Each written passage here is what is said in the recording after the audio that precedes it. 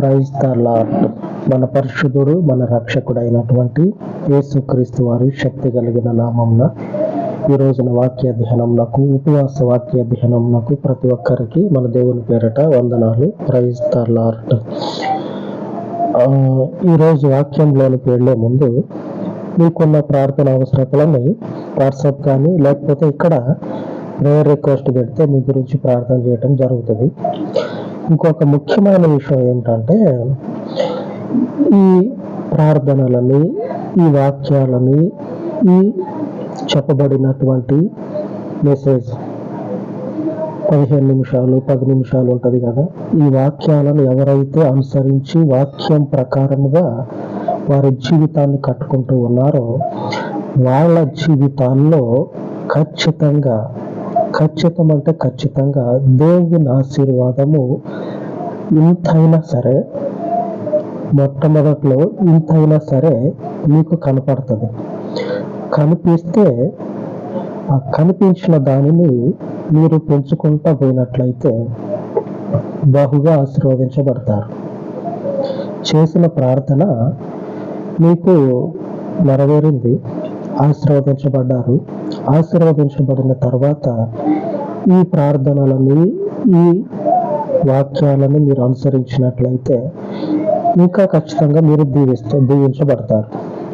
అది నేను ఖచ్చితంగా చెప్పగలను. చాలాసార్లు నేను ఇంతకుముందు వీడియోలో కూడా చెప్పా, ఇప్పుడు కూడా చెప్తా ఉన్నా, ఖచ్చితంగా జరుగుతుంది. ఎందుకంటే వెనుకటి రోజుల్లో నేను చాలామంది కుటుంబాల్లో ఎందరైతే ప్రార్థన చేయమని రిక్వెస్ట్ చేశారో వాళ్ళకి ప్రార్థన చేసినప్పుడు దేవుడు వాళ్ళ అవసరతను తీర్చడం జరిగింది. అది నేను చూసా కాబట్టి ఇంత ధైర్యంగా, ఇంత గట్టిగా, ఇంత బలంగా మీకు చెప్తా ఉన్నా. ఖచ్చితంగా దేవుడు ఆశీర్వదించడం జరుగుతుంది. ఆశీర్వదించబడిన తర్వాత తెలిసిన విషయమే, మీ కానుకలని గూగుల్ పే నెంబర్ ఉంటుంది, గూగుల్ పే నెంబర్కి పంపించవచ్చు. ఆమేన్. దేవుడు ఇంకా మిమ్మల్ని ఆశీర్వదించాలని నా అనుదిన ప్రార్థనలో మీ గురించి రోజు ప్రార్థన చేస్తూ ఉన్నా. ఇకపోతే ఈరోజు మన ఉపవాస వాక్య ధ్యానం ఏమిటంటే, మొదట అపోస్తలుడైనటువంటి పౌలు గారి గురించి కొంచెం వాక్యం ధ్యానించి ఈరోజు వాక్య ధ్యానంలోనికి వెళితే మనకు ఉన్నటువంటి ఈరోజు వాక్యము అర్థమవుతుంది. 2వ తిమోతికి రాసినటువంటి పత్రిక 4వ అధ్యాయము 7వ వచనంలో పౌలు ఒక మాట చెప్తా ఉన్నాడు. అపోస్తలుడైనటువంటి పౌలు సంఘానికి ఒక మాట చెప్తా, మీరు మీలాగా ఉండకండి, క్రీస్తులాగా ఉండండి. తర్వాత క్రీస్తును అనుసరిస్తూ ఉన్నటువంటి నాలాగా ఉండటానికి ప్రయత్నం చేయండి. ఎందుకంటే నేను అనుసరిస్తూ ఉన్నా కాబట్టి నాలాగే ఉండటానికి ప్రయత్నం చేయండి. ఈరోజు మన వాక్య ధ్యానం కూడా అదే. చదువుకుందాం లేఖను. మంచి పోరాటము పోరాడితిని. 2వ తిమోతికి 4వ అధ్యాయం 7వ వచనం. మంచి పోరాటము పోరాడితిని, నా పరుగు కడముట్టించితిని, విశ్వాసము కాపాడుకొంటిని. నా పరుగుని కడముట్టించితిని. దేవునికి స్తోత్రము కలుగును గాక. పరిగెత్తే వాడు ఎవడైనా సరే మధ్యలోకి వచ్చినాక నాకు మంచినీళ్ళు అవుతున్నాయి అని చెప్పనని ఎవడు కూడా పక్కకి రాడు, వద్దామని ఆలోచన కూడా చేయడు. మనకు తెలిసింది, మనకు తెలియంది కూడా ఇదే. ఆమేన్. ఎవరు కూడా ఆ పరుగు పందెంలో ఒకసారి అడుగు ముందుకేస్తే వెనక అడుగు వేయరు. ఎందుకంటే చూసిన వాళ్ళకి అవుతారు. అంత శాతగాని అడుగు పరుగు పందెంలోనికి ఎందుకు పోయి నిలబడ్డామని నవ్వుతారు చూసిన వాళ్ళు. కాబట్టి అడుగు ముందుకేసిన తర్వాత చివరి అడుగు వేసి ఆ రిబ్బను ముట్టుకోవటానికే ప్రయత్నం చేస్తారు. పౌలు కూడా ఏమని చెప్తా ఉన్నాడంటే, నాజీరు వ్రతాన్ని తీసుకున్నాడు. నాజీరు వ్రతం అంటే దేవునికి మొక్కుబడి చేసుకున్నట్టు అర్థం. నాజీర్ అంటే అర్థం ఏంటంటే మొక్కుబడి అని అర్థం. దేవునికి మొక్కుబడి చేసుకున్నాడు. పరుగు పందాన్ని ఆ రిబ్బను ముట్టుకునేంత వరకు పరిగెత్తుతామని. అలాగనే పౌలు పరిగెత్తి ఏం చేసిందంటే ఆ రిబ్బను ముట్టుకొని సహోదరులారా, నేను క్రీస్తుని పోలి ఎలాగైతే నడుచుకున్నానో నాలాగనే మీరు కూడా నడుచుకోవడానికి ప్రయత్నం చేయండి. మన ఈ మొక్కుబడి పరుగు పందెంలో వచ్చిన వాళ్ళు చూసి ఎంతమంది అయితే నవ్వుతారో అంతమంది చూసి నవ్వటానికి ఈ మొక్కుబడి ఈ మధ్యలో వదిలిపెట్టేది కాదు. ఒక్కొక్కడు పోతాడు. ఒక్కొక్కడు ఏం చేస్తాడంటే అప్పుడు అక్కడ చేయాల్సింది ఉంది మర్చిపోయినా, అది ఒక్కటి చేసి తిరిగి మళ్ళీ బాప్టిజం తీసుకుంటా. బాప్టిజం తీసుకున్న తర్వాతనే మనకి పెండింగ్లో ఉండాల్సింది ఒకటి ఉంది కదా, ఆ పెండింగ్ని కాస్త పూర్తి చేసి మళ్ళీ రెండోసారి బాప్టిజం తీసుకున్నా ఏం కాదులే అని తిరిగి వెనక్కిపోయేటువంటి వాళ్ళు ఉంటారు. అలాగనే పెద్దలను చూసి, అలాగనే వాళ్ళ బంధువులను చూసి, అలాగనే వాళ్ళ జీవితంలో వాళ్ళ యొక్క ఈ శారీరక అవసరతలతో పాటుగా భౌతికపరమైనటువంటి కోరికలను నెరవేర్చుకోవటం కోసం ఈ పరుగు పందాన్ని, ఈ మొక్కుబడిని ఏం చేస్తారంటే కుండను బయలు కొట్టినట్టు బద్దలు కొట్టేసి పక్కకు తప్పుకుంటారు. ఈ నాజీర్ అనేది పరుగు పందెం లాంటిది. ఎవ్వడు కూడా మధ్యలో పరిగెత్తేటోడు ఎవ్వడు కూడా మధ్యలోకే వెనక్కి తిరిగి రాడు. మధ్యలో ఎవరైతే పోయి పరిగెత్తడానికి ఉంటారో వాళ్ళు ఎవడు కూడా మధ్యలో చేసే ప్రయత్నాన్ని వదిలిపెట్టి రారు. ఎంత ప్రయాసపడైనా సరే కనీసం చివరి ప్లేస్లో అన్నా వద్దామని ప్రయత్నం చేస్తారు. పౌలు కూడా చెప్తా ఉన్నాడు, మీరు ఈ పరుగు పందాన్ని కడముట్టించడానికి ప్రయత్నం చేయండి. ఎందుకంటే మనము క్రీస్తు కనినటువంటి కుమారులం. దేవుడు క్రీస్తు ఏం చేసినట్టే దేవునికి మొక్కుబడి చేసుకున్నాడంట. యేసుక్రీస్తు మొక్కుబడి చేసుకున్నాడు. నేను కనబోయేటువంటి కుమారులు ఎందరైతే ఉంటారో వాళ్ళందరినీ కూడా వాళ్ళు బ్రతికినటువంటి కాలం అంతా కూడా నీకు నాజీరు చేయబడేటట్లుగా నేను నీకు మొక్కుబడి చేసుకుంటా ఉన్నా అని యేసు ప్రభు దేవునికి మొక్కుబడి చేసుకున్నాడు. నాజీరు చేసుకున్నాడు జీవితం అంతా కూడా. అలాగనే మనల్ని కూడా దేవునికి, తండ్రి అయిన దేవునికి మొక్కుబడి చేపించేటట్లుగా దేవుని యొద్ద యేసు ప్రభు తీర్మానించుకున్నాడు, మొక్కుబడి చేసుకున్నాడు. క్రీస్తులాగా మనం కూడా దేవునికి బ్రతికినంత కాలము కూడా ఈ పరుగు పందాన్ని కడముట్టించేంత వరకు కూడా ఈ మొక్కుబడిని వదిలిపెట్టవద్దు. మధ్యలోనే ఆ పరుగు పందెంలో నుంచి ఒక్కొక్కడు వచ్చినట్లుగా మనం రావద్దు. పౌలు నా పరుగుని కడముట్టించి తిని అంటే చివరి అడుగు వేసి రిబ్బన్ ఏం చేసినట్టు పీక్కొని వచ్చిండు. ఆ రిబ్బన్ని పీక్కొని వచ్చిండు పౌలు. అలాగ మనకి కూడా ఉండమని చెప్తా ఉన్నాడు. ఎందుకు చెప్తా ఉన్నాడంటే యేసు ప్రభు ఎవరంటే సమూయేలు తల్లి గారు అయినటువంటి హన్న ఏ రీతిగా దేవునికి మొక్కుబడి చేసుకున్నదో అలాగనే యేసు ప్రభు కూడా మొక్కుబడి చేసుకున్నాడు. హన్న తెలుసు కదా మీకు. ఈమె గురించి ఆలోచన చేస్తే ఒక్కోసారి అనిపిస్తుంది, ఈమె పర్ఫెక్ట్ స్త్రీ, పర్ఫెక్ట్ తల్లి, పర్ఫెక్ట్ భక్తురాలు, పర్ఫెక్ట్ దేవుని కుమార్తె అని చెప్పవచ్చు.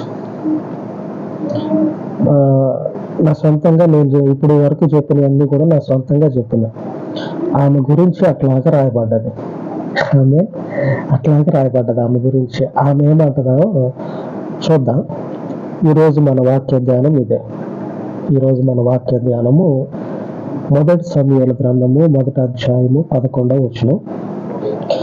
సైన్యములకు అధిపతి యెహోవా, నీ సేవకురాలనైనా నాకు కలిగి ఉన్న శ్రమను చూచి నీ సేవకురాలనైన నన్ను మరువక జ్ఞాపకం చేసుకొని నీ సేవకురాలనైన నాకు మగపిల్లను దయచేసిన ఎడల వాని తల మీదకి క్షౌరపు కత్తి ఎన్నటికీ రానియక వాడు బ్రతుకు దినములన్నిటను నేను వానిని యెహోవావగు నీకు అప్పగింతునని మొక్కుబడి చేసుకొనెను. ఆమె యెహోవా సన్నిధిని ప్రార్థన చేయుచుండగా ఏలీ ఆమె నోరు కనిపెట్టుచుండెను. ఈ మొత్తంలో ఈరోజు మన వాక్య ధ్యానం ఏమిటంటే కొద్దిగా ఉంటది. ఆ కొద్దిగా ఏమిటంటే, వాడు బ్రతుకు దినములన్నిటను నేను వానిని యెహోవావగు నీకు అప్పగింతునని మొక్కుబడి చేసుకొనెను. ఆమేన్. ఇది మన వాక్య ధ్యానము. వాడు బ్రతికినన్ని రోజులు దేవుడైనటువంటి నీకు అప్పగిస్తా అని దేవునికి నిబంధన చేసుకొని దేవుని దగ్గర నుంచి సంతోషంగా ఇంటికి వెళ్ళిపోతుంది. ఇంటికి వెళ్ళిపోయిన తర్వాత దేవుడు ఆమెను దర్శించి ఆమె గర్భాన్ని తెరిస్తే ఆమెకి సమూయేలు ప్రవక్త పుడతాడు. సమూయేలు ప్రవక్త పుట్టిన తర్వాత ఈమె మొక్కుబడింది, బ్రతుకు దినములన్నీ కూడా క్రీస్తుని అనుసరించటము మానవద్దు. ఏం చేయాలంటే పరుగు పందెములో ఆ అడుగు ముందుకేసిన దగ్గర నుంచి ఆ రెబ్బను పీక్కొని వచ్చేదాకా ఎవరు మన పౌలులాగా ఆ రెబ్బను పీక్కొని వచ్చేలాగా మొక్కుబడి చేసుకున్నది. సమూయేలు కూడా అలాగనే బ్రతికిన దినములన్నీ కూడా దేవునికి మొక్కుబడి చేయబడినటువంటి మనుషుడు ఎలాగైతే ప్రవర్తిస్తాడో, ఎలాగైతే జీవితాన్ని మలుచుకుంటాడో, సమూయేలు కూడా అలాగనే ప్రవర్తించి అలాగనే జీవితాన్ని దేవునికి అంకితం చేసి బ్రతికినన్ని రోజులు దేవుని సేవకునిగానే బ్రతుకుతాడు. ఆమె దేవునికి బ్రతికినన్ని రోజులు అలాగనే బ్రతుకుతాడు. చివరి వరకు కూడా దేవునిలో నుంచి పక్కకి పోయినట్టు మంచినీళ్ళని, లేకపోతే నాకు మర్చిపోయిన ఒకటి గుర్తొచ్చింది. యవ్వనంలో ఉన్నప్పుడు, నేను వయసులో ఉన్నప్పుడు చేయాల్సిన పని ఒకటి ఉంది. అదొకటి చేసినాక తిరిగి మళ్ళా బాప్టిజం తీసుకొని దేవునిలో కొనసాగుతా అని చెప్పనని ఆలోచన చేసిన మనిషి కాదు. ఇప్పుడు కూడా అలాంటి వాళ్ళు ఉన్నారు. తిరిగి మళ్ళా బాప్టిజం తీసుకున్నాడు. బాప్టిజం తీసుకున్న తర్వాత పాపం జరిగిందా, మళ్ళా బాప్టిజం తీసుకుందామని తీసుకున్న వాళ్ళు ఉన్నారు. సమూయేలు అలాగనే పౌలు అలాగనే వాళ్ళ తర్వాత మనము కొనసాగించాల. ఆ రెబ్బను పీక్కొని రావాలా, వెనకడుగు వేయొద్దు. మన బ్రతుకు దినములన్నిటా కూడా ఆ హన్న ఏ రీతిగా కొడుకుని దేవునికి అప్పచెప్పిందో మనకు యేసు ప్రభు అదే రీతిగా దేవునికి మొక్కుబడి చేసుకొని మనల్ని కూడా దేవునికి ఆ రీతిగానే అప్పచెప్పాడు. Amen. Praise the lord. Yesu ప్రభు మనల్ని కూడా దేవునికి అలాగనే మొక్కుబడి చేసిండు. క్రీస్తు రక్తము ద్వారా మనం పుట్టినాం కదా. పుట్టిన తర్వాత యోహాను ఏమంటా ఉన్నాడంటే, మీరు రక్తము వలన కాదు, శారీరక కోరికల వలన కాదు, తాత ముత్తాతలు ఏర్పాటు చేసినటువంటి పెండ్లి అనేటువంటి పద్ధతి వలన కాదు, దేవుని కుమారుల దేవుని ద్వారా మీరు పుట్టినటువంటి వాళ్ళని యోహాను చెప్తా ఉన్నాడు. నిజమే. బాప్టిస్మము తర్వాత మనము దేవుని కుమారులముగా ఎంచబడి కథన రంగంలోనికి పరిగెత్తడానికి వచ్చినమాట. అప్పటి నుంచి వెనకడుగు వేయొద్దు. ఆ రెబ్బను పీక్కొని రావాలా, పీక్కొని ఇంటికి రావద్దు. ఆడ కప్పు ఉంటుంది, కప్పు తీసుకోవాలా. ఆమె ఆ రెబ్బను పీక్కొని జీవ కిరీటం ఉంటుంది, ఆ జీవ కిరీటాన్ని తీసుకోవటానికి అడిగిపోవాలా. ఇచ్చేది తండ్రి అయిన దేవుడు. ఆమె ఈ ప్రయాసని వ్యర్థముగా బలహీనమైన ఆలోచనలకి జీవితాన్ని అప్పచెప్పి వెనక్కి మళ్ళొద్దు. ఆమె లేఖనం చదువుకుందాం, మీకు అర్థమవుతుంది. యోహాను సువార్త 1వ అధ్యాయము 12వ వచనం. తన్ను ఎందరు అంగీకరించిరో వారికందరికీ, అనగా తన నామమునందు విశ్వాసం ఉంచిన వారికి దేవుని పిల్లలగుటకు ఆయన అధికారము అనుగ్రహించను. వారు దేవుని వలన పుట్టిన వారే గాని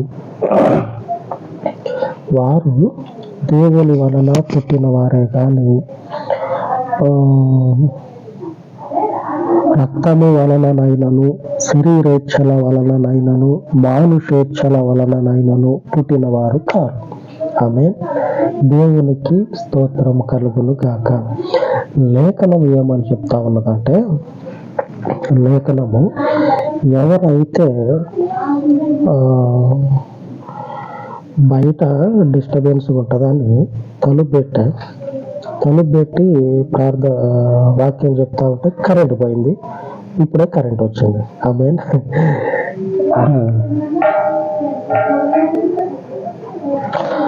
లేఖనంలో చెప్పబడ్డట్టు వాళ్ళు దేవుని వలన పుట్టిన వాళ్ళే కానీ రక్తము వలననైనా, మనుష్యుని ద్వారా, శరీరేచ్ఛల వలననైనా, శారీరక కోరికలను తీర్చుకోవటం కోసం పిల్లలు పుడతారు. అలాగా కూడా కాదు. తర్వాత మానుషేచ్ఛల వలననైనా, మనుష్యుల యొక్క ఇచ్చ, కోరిక, పద్ధతి, మనుష్యుల యొక్క కట్టడి. ఒక వయసు వచ్చినాక పెళ్లి చేసుకోవాలి కదా, ఫార్మాలిటీ చేసుకున్నాం. పెద్దవాళ్ళు ఊరుకోరు, ఆ ముసలోళ్ళు ఊరుకోరు, ఆ తాత ముత్తాతలు ఊరుకోరు. ఈ మానుషేచ్ఛల వలననైనా పుట్టినటువంటి వాళ్ళు కాదు. వాళ్ళు దేవుని నామము వలన క్రీస్తుని ఎందరైతే అంగీకరిస్తారో ఆ అంగీకరించినటువంటి వారందరూ కూడా దేవుని పిల్లలు అవటానికి దేవుడు ఏం చేసినట్టే అధికారం ఇచ్చాడు. ఈ అధికారము మనకు క్రీస్తు ద్వారా కలిగింది, దేవుని ద్వారా కలిగింది. క్రీస్తు మనకి తల్లి తండ్రిగా ఉండి ఎలాగైతే సమూయేలు తల్లి దేవునికి అప్పచెప్పిందో దేవునికి చెప్తా ఉన్నది. ఈ సమూయేలు బతికినంత కాలం వీడు యెహోవాకు నీకు మొక్కుబడి చేయబడి ఉన్నాడు. 3 నెలలు తల మీద ఉన్న జుట్టు అంతా కత్తిరించి కింద పడేదా కాదు. బ్రతుకు దినములన్నిట పౌలు ఎలాగ బ్రతికినన్ని రోజులు కూడా కడముట్టించిండు ఆయన పరుగులు, అలాగనే మనము కూడా ఈ క్రీస్తు అనేటువంటి విశ్వసించదగినటువంటి నామములో మనము మన జీవితాలు కూడా నాజీరు చేయబడి మన పరుగుని కడముట్టించేంత వరకు సమూయేలు తల్లి ఏ రీతిగా మొక్కుబడి చేసిందో యేసుక్రీస్తు కూడా మన గురించి ఆ రీతిగానే మొక్కుబడి చేసుకున్నాడు దేవునికి. అనేకుల కొరకు విరువబడుచున్నటువంటి నిబంధన రక్తం. నిబంధన అంటే దేవుడు ఏర్పాటు చేసినటువంటి పద్ధతి, నిబంధన, చట్టము. ఈ చట్టంలో మనం ఇప్పుడు నిలబడి ఎదురు చూస్తూ ఉన్నాం. ఆయన పనిని కొనసాగించడానికి, మన ఉద్దేశాలను నెరవేర్చుకోవటానికి, వెనక తిరగటానికి కాదు ఎదురు చూసేది, దేవుని చిత్తాన్ని నెరవేర్చడం కోసం. క్రీస్తు ఏ రీతిగా జీవితం అంతా దేవుని కోసం ఉన్నాడు, నాజీరు చేయబడి, పౌలు ఏ రీతిగా ఉన్నాడో, సమూయేలు ఏ రీతిగా ఉన్నాడో, మన జీవితాలు కూడా బాప్టిస్మము తర్వాత దేవుని ప్రజలమైనటువంటి మనము బాప్టిస్మం తర్వాత దేవునికి నాజీరు చేయబడి జీవితాన్ని కొనసాగించాలి. వెనక్కి రావద్దు. వెనక్కి వస్తే మనకి కనిపించే మనుషులే నవ్వుతారు. దేవుడు నవ్వటంలో ఇంకా ఆశ్చర్యం లేదు. కాబట్టి కొనసాగిద్దాం. ఆ జీవ కిరీటము పొందుకునేంత వరకు కూడా ఈ పరుగులు కడముట్టిద్దాం. ఆమె మంచి పోరాటం పోరాడలేను, నా కోసం జీవ కిరీటం ఉన్నదని ఆ పౌలు తర్వాత వచ్చిన వాళ్ళు చెప్తా ఉన్నాడు. మనము కూడా అంతటి ధైర్యాన్ని కలుగుద్దాం. ప్రార్థించుకుందాం. పరిశుద్ధుడైన తండ్రి, ఈ ఉదయకాలం నందు అమూల్యమైనటువంటి మీ పరిశుద్ధత యందు విశ్వాసం ఉంచినటువంటి మా జీవితాలలో పరిపూర్ణుడ నీ చిత్తము నెరవేర్చబడినట్లు ఈ నాజీరు చేయబడినటువంటి జీవితాలు సమూయేలు వలె జీవిత కాలం అంతయు కూడా నీ మందిరంలో అనుదినము కూడా నీ జీవాహారమును ధ్యానము చేయుచు, నీ పరలోకపు జీవాహారమును పూజించుచు, నీ పరలోకపు తండ్రి మన్నా అయినటువంటి వాక్యమును ధ్యానించుచు, నీ యందు శ్రద్ధాభక్తులు నిలుపుటకు నీ ప్రజలమైన మాకు కృప చూపించి మా అవసరతలను తీర్చమని సర్వోన్నతుడమైన మీకు ఈ ఉపవాస మనవులను తండ్రి ప్రతిష్ట చేయించి ఉండగా మీ కృపను బట్టియే ఈ మనవులను ఆలకించి నాజీరు చేయబడినటువంటి నీ బిడ్డలకు వారి జీవితంలో మీ పరలోకపు ఆత్మ చేత ప్రతి గడియలో కూడా మీ ద్వారములను తెరచి మీరు తోడుగా ఉండమని యేసుక్రీస్తు పరిశుద్ధ నామమున ఈ మనవులు ప్రతిష్ఠించి ప్రార్థించి వేడుకొనిచూ ఉన్నాను తండ్రి. ఆమేన్, ఆమేన్. దేవుని నామమునకు మహిమ కలుగునట్లు మన జీవితాలను ఆయన మార్గంలో స్థిరపరచును గాక. ఆమేన్, ఆమేన్.